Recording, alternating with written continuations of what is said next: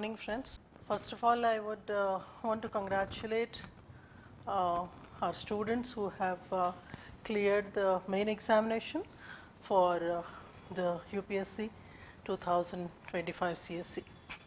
In today's talk, basically I am trying to address two major components.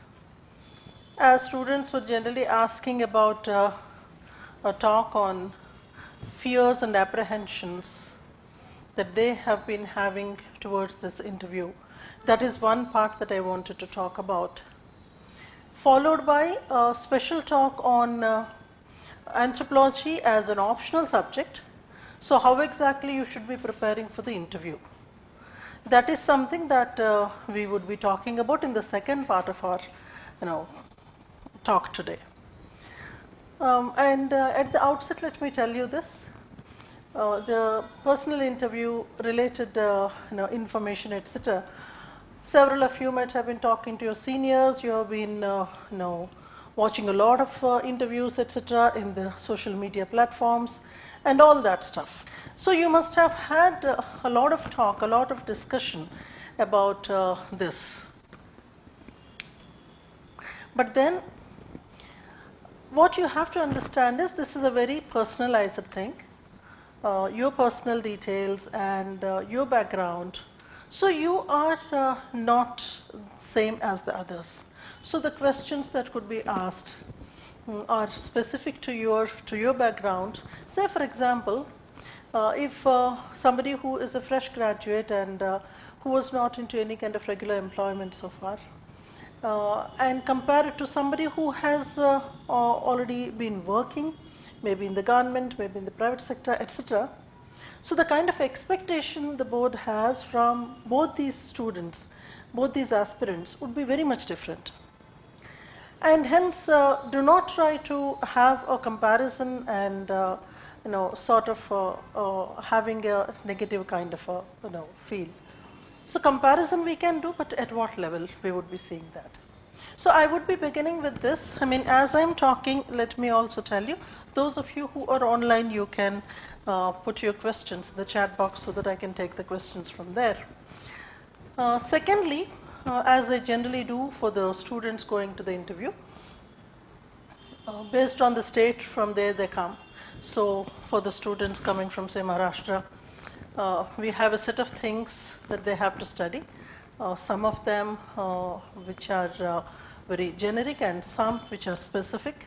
If at all anything that is current, any other details to be studied from that particular state, and also any publications that have come which may give rise to a kind of a newer understanding, newer perspective to the aspirant. So such kind of information I would be providing to the students based on the state from where they actually come.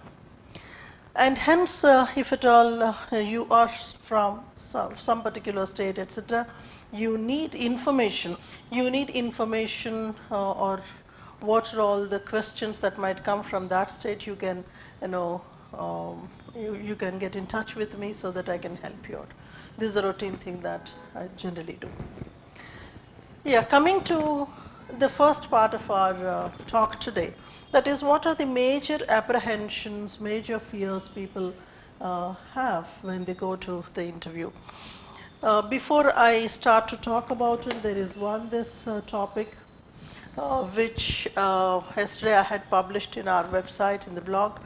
You can look into this document. I think a link will be provided to you about it. You can go through Reforming Indian Bureaucracy. I think this is very much pertinent to the interview time, the season in which you are actually reading this.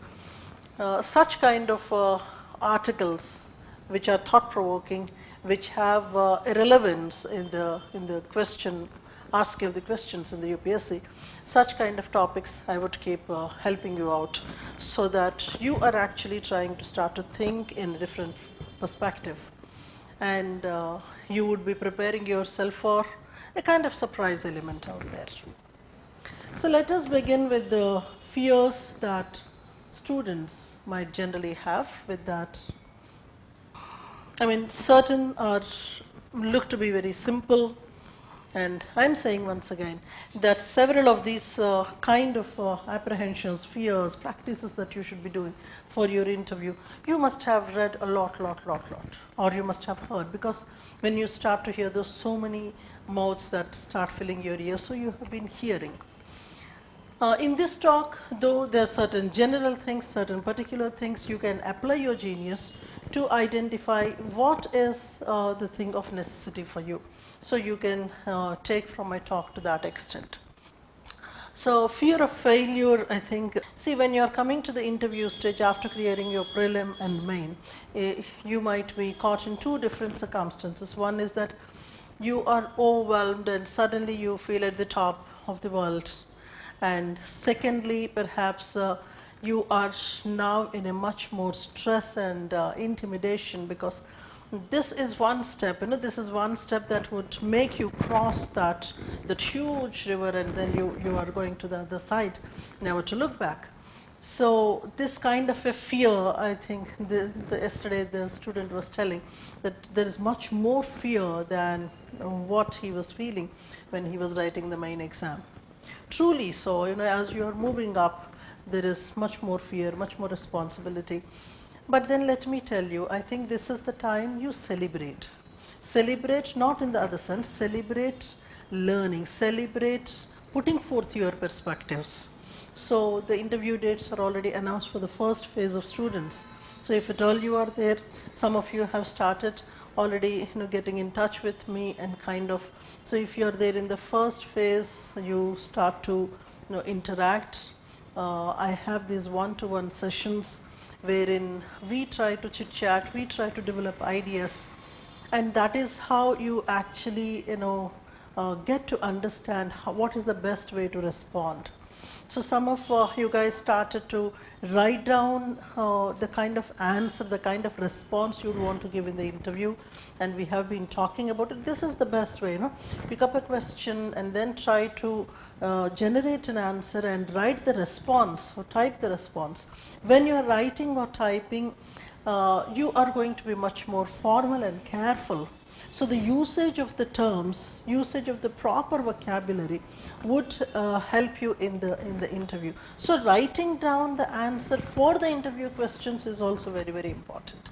And coming to the fear factor whatsoever, I think it is a time you must really celebrate the opportunity you have got to attend the civil services interview, and try to be as best as you could, not pretentive, by the way, not the pretension type, but then try to be as genuine as possible, as original as possible, and then I do not think it is a time for fear whatsoever.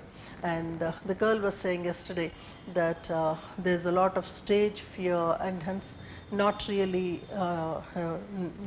into this mall, very much fearful kind of. So that is where I was telling her number of one-to-one sessions we can have, and then see, because these are all common apprehensions. This is not something that is happening to you alone. Not all of you are somebody who are there on maybe public speaking or on the dais, holding events, etc. So it is understandable. Second major thing is fear of being judged. Judged, and especially when there are opinionated questions, judged for what you are, judged based on your background. So and so marks you have got, and less marks you got, or you took a lot of time for clearing the exam. This is a major apprehension students have. This is my 6th attempt, 7th attempt. How is it that the board is going to take it? And after the graduation, I have 4 or 5 years of gap, and how am I going to justify? See, everything said and done, if at all you were earnestly there preparing for the exam, board understands.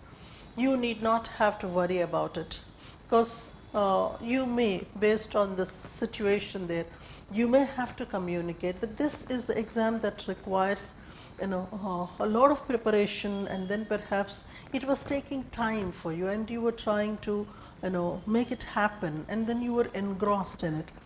And naturally they would really understand. If at all you had any kind of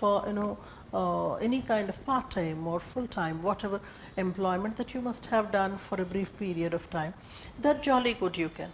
or if at all you had done any kind of certificate programs or any kind of postgraduate or any kind of programs, those you can incorporate there. But at this stage, if you look back, after those 3-4 years of preparation, when you got the interview call, now is the time you should not worry about it. You should be able to justify it based on, if at all you do not have any certifications that you have done in between, or you did not do any kind of employment, etc. You may perhaps try to see from the, either from the hobby section, or even otherwise you should be ready to commit in the interview that you were into this job of preparing for the interview, and you need not have to worry about it. And don't even worry about being judged on the caste lines or on the religion lines or the regional lines, language lines, etc. Don't really worry that you are going to be judged. This is a very highly prestigious and responsible organization. Such kind of judging the aspirant, cannot be brought in. And then you have something that always bothers students right from the preliminary stage to the interview. Every time there is this fear that there is an inadequate preparation. Our preparation is never 100%. We are trying to always do relatively. And now is not a time where you are going to do anything from the scratch. You have done a lot of reading in your mains and in your preliminary. You have already crossed that stage, and then you have gathered a lot of factual and analytical information. Based on the time, you may perhaps go by selectively to those particular segments, trying to revise them, but not from the writing point of view, but from the speaking point of view. So in writing, you jolly good may take your time and do stuff. What should be my introduction? What should be my conclusion, etc. What I should be mentioning in the first paragraph. You may be fanciful there and all. But when it comes to the interview program, you are supposed to be, when a question comes in the interview, how I am going to summarize the whole thing in the first 1 or 2 statements. The moment you open your mouth, you should stick to your question and then try to see to it that the entire viewpoint about that question should come in your first few lines that you are going to say. And never bother about inadequate preparation, etc. If at all something is there that you have not heard of, you may perhaps submit there. But let me tell you, there is this other thing that, where can I say, I don't know kind of. So we will be having a separate talk on I don't know kind of a thing. But here let me say this. For 10 different questions, constantly saying I don't know, as somebody says, yeah, that is very much encouraging, that shows your courage and all. But I think I look at it from a different angle. Suppose a question is asked, if at all you do not know exactly that question, the answer, you may have a relative information about it. So perhaps if a question is asked on I'm right now talking in terms of certain questions from anthropology optional for that matter. So if the question is about any tribes that are into art and handicrafts, and what are all the programs that government has been doing for their welfare. Say for instance, you know certain names of the artisan tribes, but you do not know the programs, etc. But you have a feeble idea that when you were studying, you heard of some such kind of a program is there. Though you don't know the entire list, you may say that, see, these are the groups that are artisan tribes. But I do not know all the programs and projects. But then I know only this particular scheme or program that I heard of. So you can actually make a conversation rather than point blank saying that I do not know, maybe something relative to the question that is being asked. I mean, that is, I think, a better way of handling. So do not any times think that your preparation can be 100%. If at all you think that you can be 100% prepared, I think that itself is an anomaly. Handling unfamiliar questions. Yeah, this right from the preliminary you have experienced. We cannot expect that 100% of the questions will be from familiar, grounds. Even in your main exam, in spite of your repeated reading and writing, practicing, etc., you must have seen at least a couple of questions that you have never heard of. So that is obvious. Entire world's knowledge you cannot have. Unfamiliar questions definitely would come. See, this is a personality test. How exactly you are responding to a situation. Suppose an unfamiliar question, unfamiliar situation emerges. How is it that you are responding to the unfamiliar element there? That is tested. How positively you are taking. How the entire knowledge, entire information that you have gathered all these years, how you are applying that to the situation, even if the question is unfamiliar. That's what is tested. So if at all these are the fears that you are having, so when you come to the interviews, one-on-one or the full board interviews, we will be having a look at this, how you are responding to the unfamiliar kind of questions, and then perhaps I would try to give you some kind of reviews on that. Language is one of the major thing. So you might have chosen regional language as a language in your main exam, and or maybe some papers you have taken in the regional language and the others in English for that matter. So when it comes to the interview,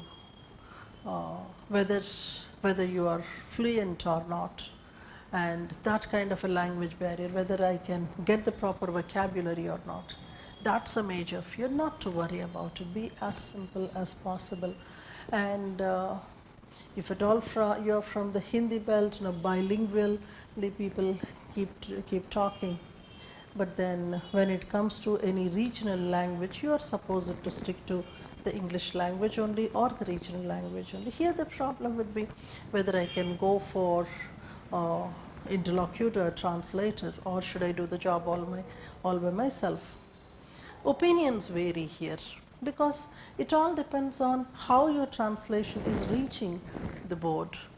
You might have answered something in 3 minutes, and then the translator is trying to mention the whole thing in 3 statements. You're not really happy. So I don't think you would be in a position of inconvenience to talk in a basic English language. Only thing is, see to it that you don't make any blunders in the grammar and all. Try to stick to the basic English language and try to communicate for yourself rather than having, of course, UPSC has given an opportunity that way, but I think you can consider doing the interview by yourself. And then body language and confidence. This is the major thing on which I've been working with some of the students. So we try to check your posture, your gait, how to sit, how not to sit, and then right from the very basics we try to help you out. Even our team tries to help out the girl students in selecting their attire, their clothes, etc. And even for the boys, what could be the combination of, the dresses they should be wearing, what kind of shoe, and whether to wear a tie or not, based on my comfort, etc. So this help also we would be trying to do. So body language is something that we specially work on the students going for the UPSC interview. You have a perception biases. This is one other fear people have, because when you are trying to write an answer, every time maybe you are trying to write on, see, these are the positives and these are the negatives, the kind of answer making you are doing. But then when it comes to the personality test, you are to take a stand, you are to take a decision. You cannot say there that, see, these are the positives, these are the negatives, both can be analyzed and taken. No. You are there to take a decision. You have to take a decision. So you do not fear about the biases, etc. Your decision will be based on whatever information that is provided to you and whatever is the training that you have got based on your background. So, that is where ethical dimension might come. It is not simply economic and legal dimension. Sometimes you will have to go in by morality and ethical dimension also. So, based on the situation, whether I should be going in a legal way, ethical way, etc., you have to take a decision based on the factual information, based on the situation that is given to you, and do not any time look at the board as somebody who is there to penalize you, trouble you, nothing like that. It all depends on how positively you are approaching the board, and boards most often are very cordial, helpful. They are the elder people who have seen thousands of young men and women like you. They know your problems, they know the inhibitions that you have. Most of the boards keep you at comfort. So, do not go with this kind of a fear of perception. Yeah, time pressure is one more. That 25-30 minutes of time is deciding your life. Sometimes there may be subjective decisions taken. So, this is definitely there is a subjectivity involved. Nevertheless, these 25-30 minutes, as I told you, that will just pass away like that.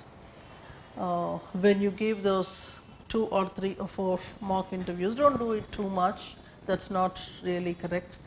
Try to stick to a bare minimum number, and let you keep thinking about the topics that you are reading. Start framing how exactly you should be providing the answer. So, what generally I make the students do is, if at all any topic they are trying to write on, now is that you need to have different perspectives. So, if at all you are reading 2 or 3 newspapers, you are getting 2 or 3 different perspectives, and you may write down those 2 or 3 perspectives, and you try to make your own answer going through different perspectives. What could be the ideal answer that I might be giving? But this kind of an ideal answer might itself keep changing based on the kind of inputs that you are actually getting. But remember, for anything that is in news, anything that is controversial, opinionated, whatever, you are to take into account different perspectives that are there, that are either published, spoken of, or discussed, and then you are supposed to come to a conclusion. So, you have to see to it that in that 25-30 minutes of time, it just goes off. You keep yourself at peace, and with that positive demeanor, you have to try to take the questions asked by them and be at peace. No, don't really worry much, but make the best of those 25-30. You try to talk genuinely without fabricating anything. You try to be as genuine as possible, try to respond for the questions, and enjoy the process that goes on. Not to forget to have a smile on your face. This is a huge problem. You may compare. See, when it comes to the interview, there's so many things you end up comparing. Your region, or your academics, your language expertise, your job, your caste status, class status, every other thing. No. You are special, you understand that you are special. You are unique, nobody else is you. So, you can do certain things, you alone can do certain things. So, a question when it is made in the interview, it is specially for you. Answer comes from your special background, special economic, political, and various other situations, and your special emotional quotient. So, do not undermine your speciality here. Do not try to compare. That's the major blunder people do. So, these are some of the fears. There may be many other fears. You can, when you meet me, when you talk to me or interact with me online and offline, you can put forth many more fears. So, this is actually the brief summary of the fears people generally come up with. Let me begin with, if at all you are a student of anthropology, if you are a student of anthropology and you are now perplexed by this thought, where from I should begin and what are all the things that I should be starting to study. I mean, these are some basic things that I am beginning with.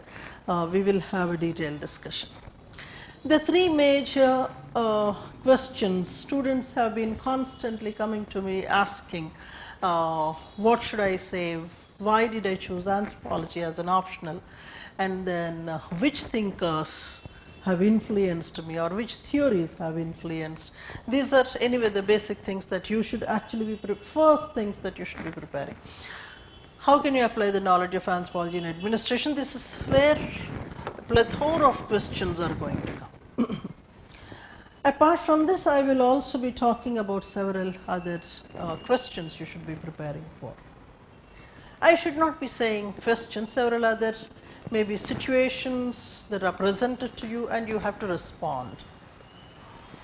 And now this particular question, why you chose anthropology or any other optional for that matter, I think you must have already prepared an answer for it.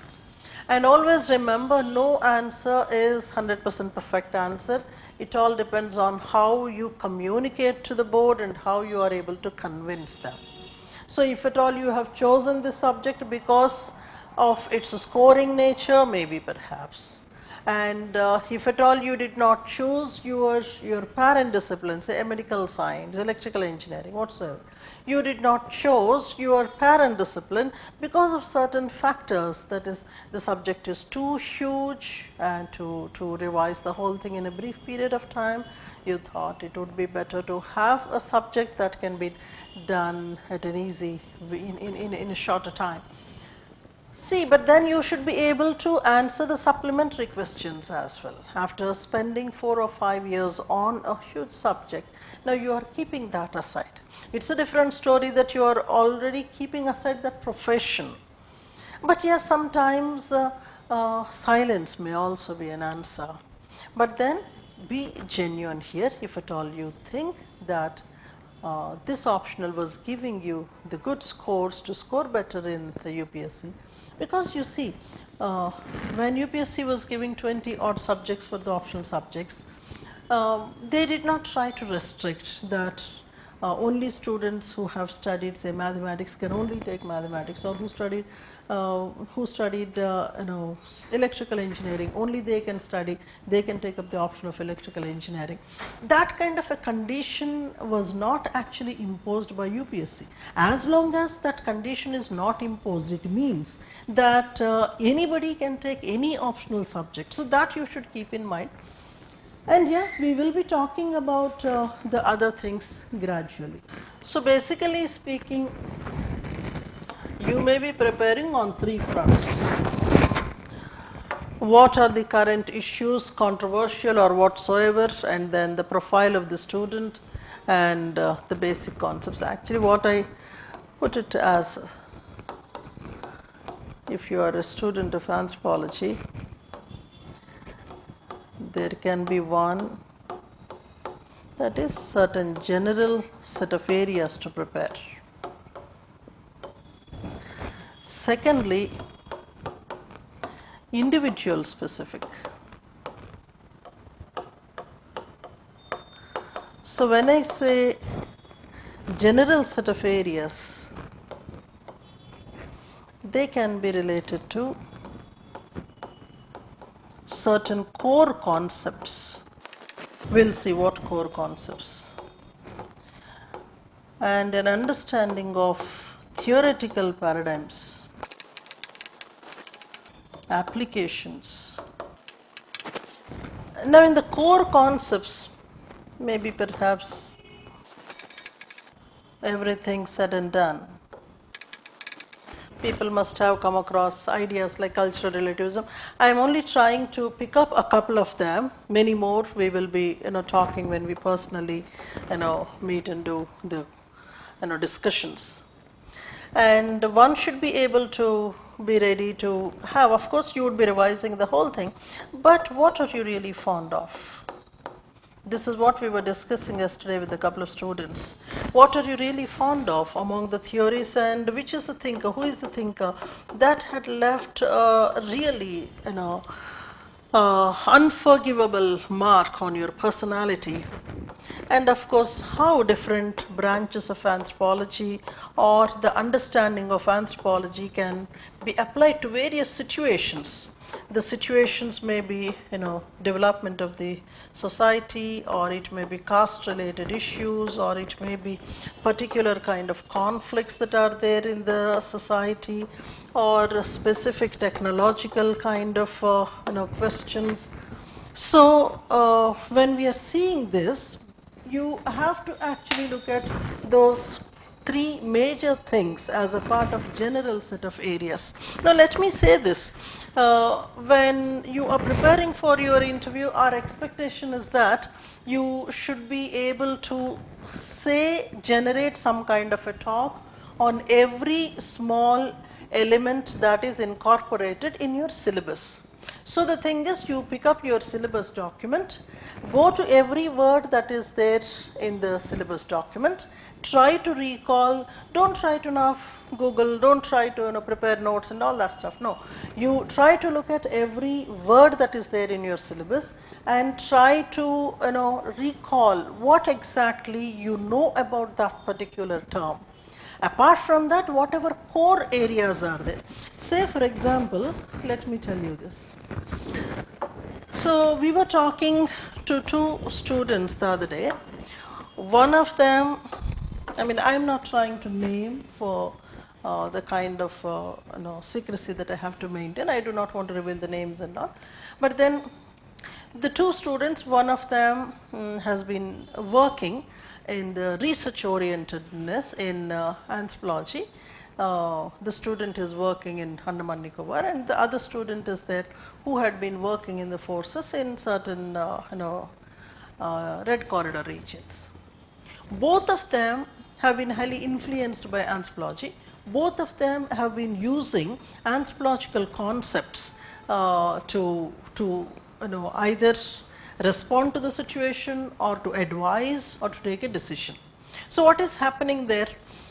Their understanding of the tribal communities, why exactly the developmental situations are so different from one region to the other, what are the kind of challenges they are actually facing. When I am saying all this, see, these students who were working on the field, they actually do not come from the scheduled tribe. So, if at all you are coming from the scheduled tribe, you have a set of things that you should be preparing. And suppose you are somebody who is an academician who had been using anthropological knowledge on the situation. Thirdly, you may be an administrator, either in the law and order or in the development planning, whatsoever. So, we see that the use of particular concepts. So what is more impressive for you? If at all you are impressed by the way traditional Indian society was explained in this in the subject, or you are impressed by the way ideas of nationalism were dealt with, or the kind of understanding your enemy kind of thing. So whatever is the core area that had really impressed you, you try to go to that. See, if you are a scheduled tribe person, you have to do the complete profile of your tribe. That may be the statistics related to your tribe,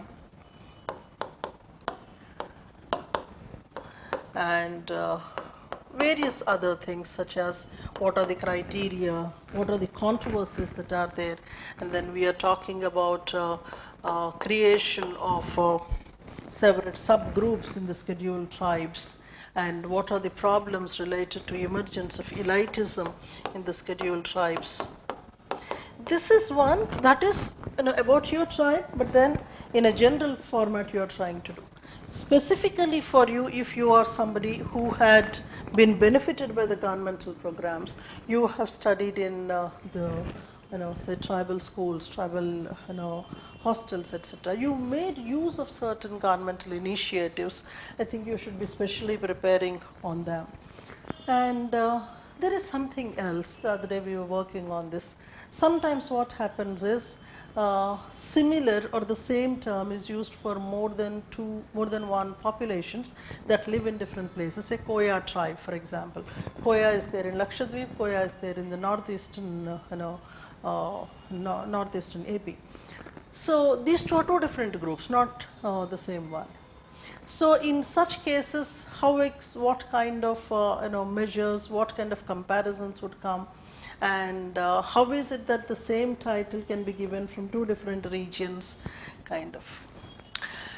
So this is one about if at all you are from the scheduled tribe and you are taking anthropology, you have a huge responsibility to bring to the forefront what are the issues of the tribes, how as an insider you understand the problems when compared to the others. So you are always on the forefront, you are always in the beneficial situation if at all in ST as well as you are taking an anthropology subject. So this is number one. Secondly, as I was saying, based on from which field you are coming. You may be coming from forces, administration, or various other jobs you are coming from, or maybe you have been working in the software sector, etc. The questions such as how anthropological knowledge can be applied in this particular situation, in this particular design. So these days, as you must have read, as you must have been preparing, the kind of literature that has been coming up on artificial intelligence and anthropology. So that actually shows that this is not something that is imaginary. It is there at your doorstep. It is there on your desk.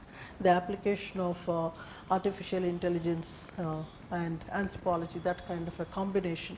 So I think this is one area that you should be strongly preparing about. So let me take you back. When we say that, apart from the set of the concepts, basic concepts, you should be studying on applications. This is where the very contemporary applications such as artificial intelligence have to be brought in. So if, for the students, as I was telling earlier, based on your state profile, based on your individual background, when I try to help out with the literature, the kind of questions, I will also be sharing some such kind of conclusions and perspectives that I have generated on the contemporary topics. So, yeah. Individual specifically, as I was saying, it may be the state from where you come. So, at an individual level, that is where your core questions lie. Your state anyway you would prepare. Certain developments, for example, any kind of folklore, folk festivities, or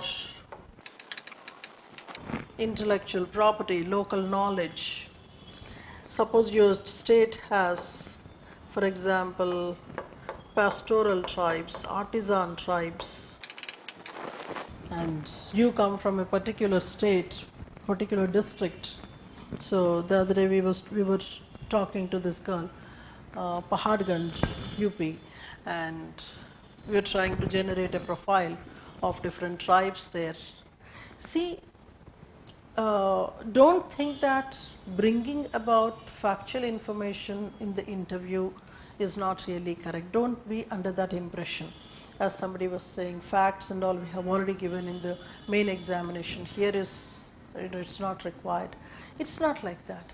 You know pretty well to which district you belong, to which state you belong, to which tribe or to which community you belong.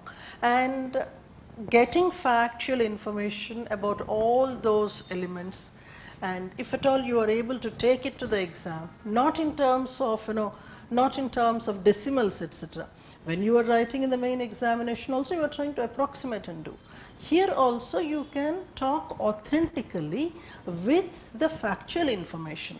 Say in your district, if the female literacy is so and so, and then you belong to such and such community, a Dalit, and the Dalits have been fighting the problems of, say, ill health or infant mortality, low infant mortality, high infant mortality, whatever.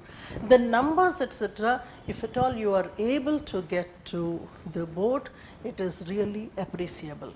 And just because I said numbers have to be brought to the board, it doesn't mean that you are engrossed with that. No, as a part of the passing reference, it should come.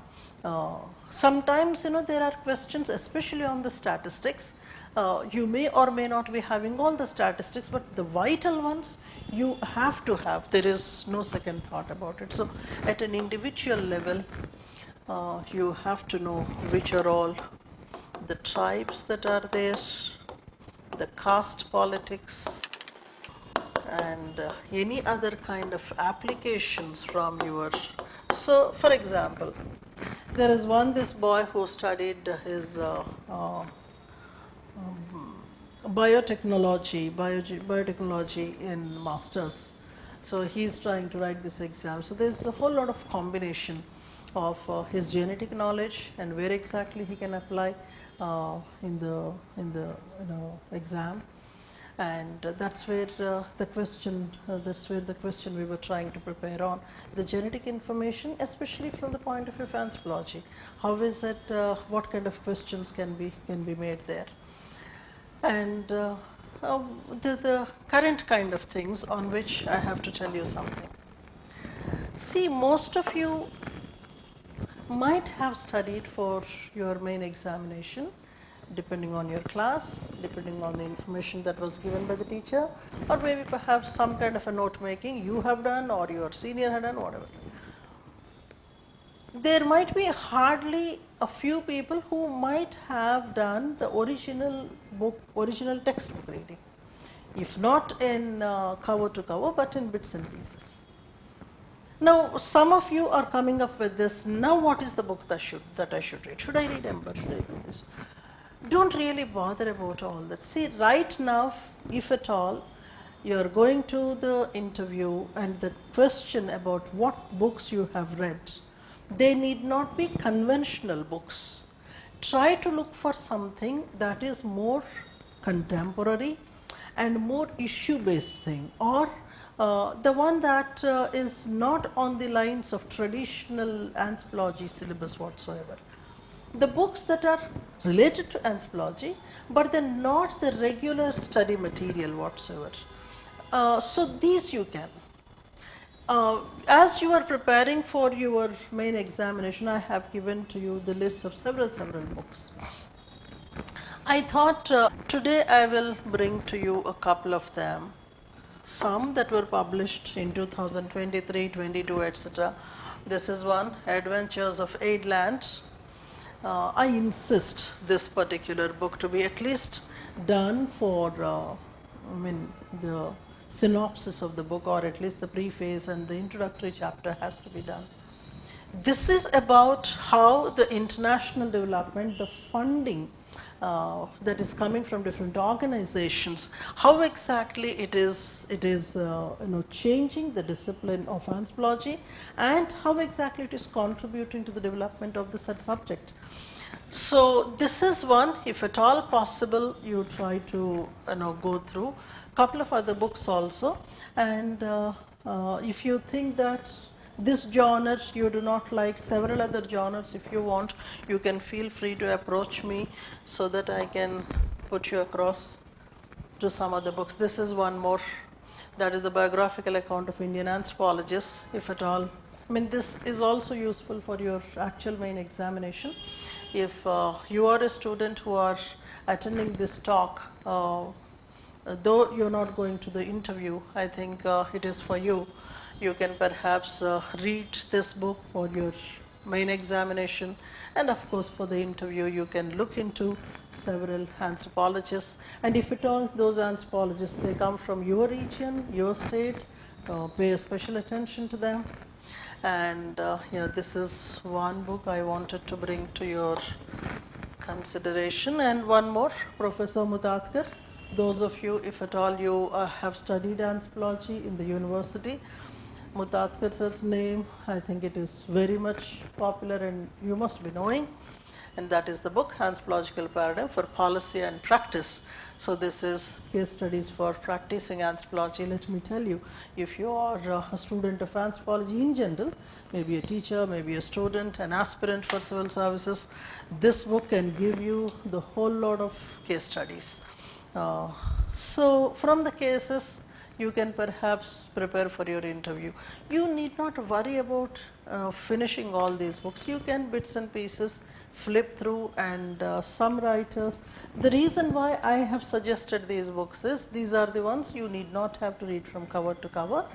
You can glance through whatever attracts your eye, you can pick up those cases or those thinkers and you can simply read. The reason why I have mentioned these is these are largely unconventional. A regular student of anthropology for UPSC would not be studying. But then when a question comes in the board, you can perhaps flaunt that this is the book that you have read, provided you have read. And then you should be able to converse with them. And that shows that you are somebody who have a special interest, and you're not simply doing this for the sake of the exam alone, but a general interest you are having in the subject. I mean, this I am saying also because there are students who have been doing this, and the basic things are there, like Ministry of Tribal Affairs, which you must have visited several times before. Give a glance at Ministry of Tribal Affairs website, see what has changed, what are the new things, and also Ministry of Environment and Forests, which is of a direct relevance to the tribe. Now you have to pay a good lot of attention to different schemes. Say for example, protection of tribal culture and language. If government has come up with any policy or scheme, you have to, so you can categorize the tribal situation into educational, health, blah, blah, blah. You can actually categorize for each of the category what are the government's schemes. Now you are supposed to be much more focused at what government had been doing. And if at all you belong to a region where a scheme is being executed, you have the added advantage to see the lacunae, to see the drawbacks in such kind of efforts, and you may perhaps bring to the notice of the board in your answers. It's not in the criticism kind of, but then you have to express your concern.